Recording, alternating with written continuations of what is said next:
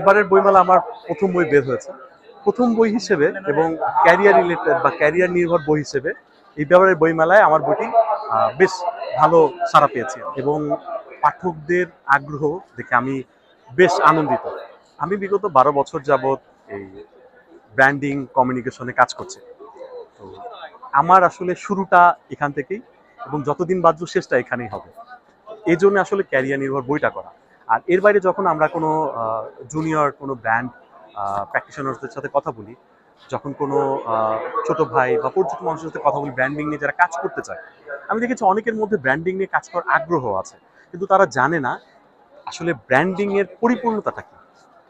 ওই যে বললাম, কেউ ব্র্যান্ডিং বলতে বোঝে শুধু ডিজিটাল মার্কেটিং, কেউ ব্র্যান্ডিং বলতে বোঝে শুধু কপি রাইটিং, কেউ ব্র্যান্ডিং বলতে শুধু বুঝে একটা ভালো লোগো। আসলে সামগ্রিক একটা বিষয় নিয়ে ব্র্যান্ডিং। এই বইটা সাধারণ মানুষের জন্য, তরুণদের জন্য, যারা নতুন করে ব্র্যান্ডিং নিয়ে ক্যারিয়ার শুরু করতে চায় তাদের জন্য।